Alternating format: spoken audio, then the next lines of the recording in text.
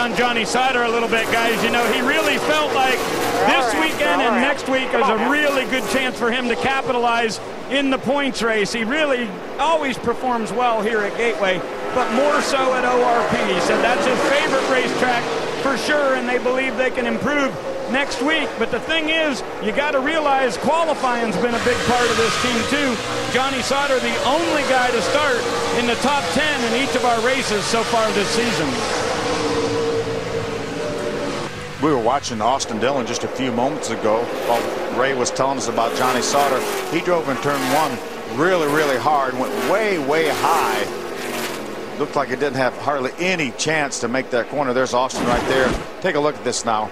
Got a good side-by-side battle for Matt Kraft, and watch him just drive away from Matt as he enters the corner, but absolutely could not make the corner. Just too fast entering that corner. Too fast entering. And check this out.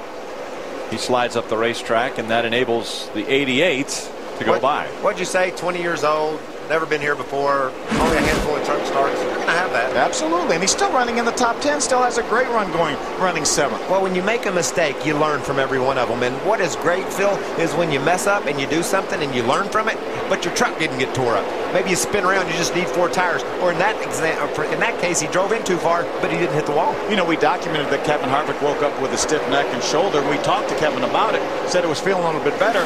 He wasn't exactly sure during nationwide practice today whether he was going to be able to do all the laps he was going to be required today. He had Austin Dillon, 20-year-old Austin Dillon, run his nationwide car a little bit in practice. Ernie Cope's also doing double duty today. Adam? It has been a busy weekend for Ernie Cope, and it will be again next week. Today, Ernie calling the shots for both Harvick in the Nationwide and here in the Camping World Truck Series. But next week, he will move over to that 33 truck and work with Ron Hornaday. And the reason why? Because Hornaday going to drive the 33 in the Nationwide Series next weekend as well, driving this 2 truck at O'Reilly Raceway Park next week at Indianapolis. Shelby Howard makes his debut with KHI. So the shuffle continues for Harvick. The one thing that has been very consistent today, that deuce out front.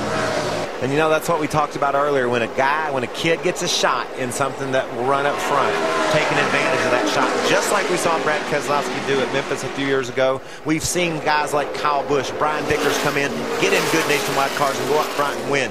That's the biggest challenge of making it in this sport. It's just getting that opportunity. When you get the opportunity, if you're able to take advantage of it, then that shows people that you've got the talent to go win when you get the right car. Great battle right here for the 4th position. Timothy Peters has chased down that Germain Toyota of Todd Bodine in a battle for 3rd. There's Matt Kraft, and right behind them, Matt being shown right now in the 6th position. I'm better than he is 3, 1, and 2. He's better than me 3, 3, and 4. That's Timothy Peters. There's your report right from the driver's seat. He's got him through 1 and 2. He's better than 3 and 4. And here comes Matt Kraft, and he said, I think I might be a little bit better than both y'all on both ends. In 4, buddy. Just do what you can. Jeff Hensley, crew chief, telling Timothy, just do what you can. 4th, 5th, and 6th right here. Good top 5 for Timothy would be a nice rebound after the engine troubles he had last week at Iowa. Don't you like going inside the trucks to get the report? That's Timothy Peters telling us just what's going on, play by play. In the points situation, Todd Bodine currently leading. Eric Almirola running 2nd in the points. And Johnny Sauter is throwing his name into the hat for contention for this championship. He runs 3rd on the racetrack and currently 3rd in our point standings. If the race were to end right now, that's exactly how they would shake out. Schrader hates that because he says the race isn't going to end right now. And I would say as they run, because it could change. And so as they run on the racetrack, that's where the points are. I know it's not going to end now. We could have a power outage. No, we can't. That's not possible. Well, there's no way you can have a power outage at a racetrack.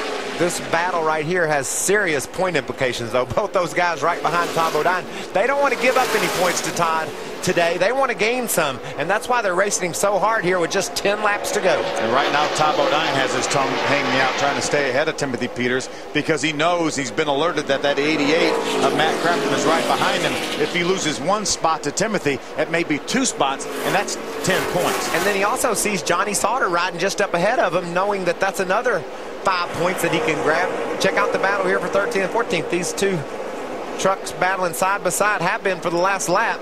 And our man Max Pappas, he's getting the feel of this Geico truck, able to keep pace with these guys solidly inside the top 15. Remember, during qualifying, we asked Max if there was any comparison between this and the IndyCar races he has run here, and he said he knew where the restroom was. That was about the extent of it. He's like Kenny Wallace. He talks a lot about the bathroom, going to the bathroom. So I'm glad he found it. On the right side of your screen, that is 4th, 5th, and 6th. On the left side, Mario Gosling running in the 13th position. David Starr just in front of him in 12th. Hey, in 13. And let's just don't give this race to Kevin Harvick yet, too, now. Well, we have a thing called cautions here and double foul restarts and things like that. So. Has Kevin been beat on a restart yet today? No. Well, and I was going to try to make this a little exciting because I've been watching the scoring monitor, and for 5 laps, Brad had broken even with Kevin. They've done about the same thing. If anything, Brad a little bit faster. Evidently, Kevin thought, I'll see what this baby has. Last 2 times by, half second on the whole field. Yeah, Kevin is really running well right now. Adam? He's been good all year. When you look at his 3 truck starts prior to today in 2010, a pair of wins and a runner-up finish, and dating back to the early portion of 2009, the last 11 starts in the Truck Series for Kevin Harvick. Check out the numbers. 6 times he's gone to victory lane. That's better than 50%. Inside the top 3 in 10 of those 11 starts, and today he's looking to rack up his 3rd victory of 2010 in only 4 starts. He has indeed been impressive. And Phil, one of the amazing things about Kevin Harvick, it was probably 2.5, 3 years ago when Kevin Harvick could only win at Phoenix. Yeah. I mean, it was Phoenix was the only place that he could really run well, and all of a sudden he has broken out of that mold, and he is a dominant driver in this series. Well, that record for over the last 11 races is absurd. Unreal. That's crazy. Every race he started, he's finished in the top 10, and as Adam documented, in the top 3, an amazing percentage of the time. This battle will not go away. Timothy Peters just needs to get around Todd Bodine. Todd's doing a little bit of blocking. There's only 5 to go. Can he hold him off? Todd Bodine, Timothy Peters, currently running in the 4th and 5th position. Matt Crafton just behind him in 6th.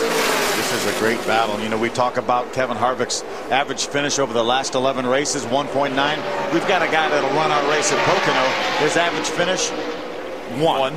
Casey Kane. Casey Kane has won both his starts here in the Camping World Truck Series. It's been a while since he did it, but he's going to be back at Pocono in a couple of weeks. And he drives for Kyle Busch Motorsports in that race. He's going to have a pretty good piece. He will have a pretty good truck at that racetrack. I think there's another Cup driver that's going to be jumping into a truck at that racetrack. Denny Hamlin, he's not bad at Pocono. He has some flashes of brilliance at that racetrack. And these race car drivers are really looking forward to trucks at Pocono. It's something that everybody circled on their calendar and said they wanted to be a part of. That's why you see guys like Kane and Denny running that race, because people think that tunnel turn over there in turn 2 at Pocono in a truck will be flat out and crazy. Going down the backstretch, our race leader, Kevin Harvick. Next time by, it will be 2 laps of racing to go. These 3 have held their positions for about 15 laps. Todd Bodine in front of Timothy Peters and Matt Crafton. Been an amazing performance by Kevin Harvick. Brad Keselowski solid all day long, but what a pit call by Joe Shear and Johnny Sauter to do 2 tires on this last pit stop. Right now, comfortably, as you see just on the bottom of your screen, comfortably in front of this battle for 4th.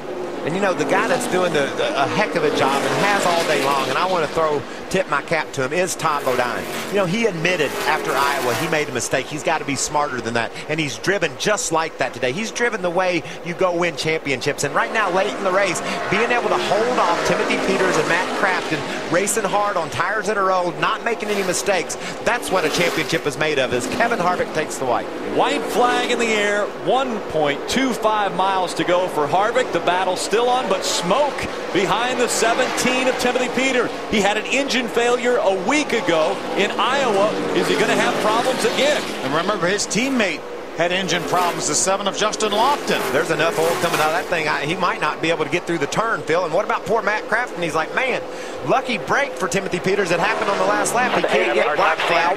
If he gets through 3 and 4, it's a lucky break. Smoke coming out of the 17, but the 2 of Kevin Harvick dominant at Gateway. Guys, thank you. Brad Keselowski comes home with a 2nd place finish. A nice call and a 3rd for Johnny Sauter. Timothy Peters does nurse that thing along into the 6th spot. Great job by Todd Bodine, like you said. Timothy Peters, Austin Dillon, another solid performance. You got to love this rookie, huh? Absolutely. A lot of promise there.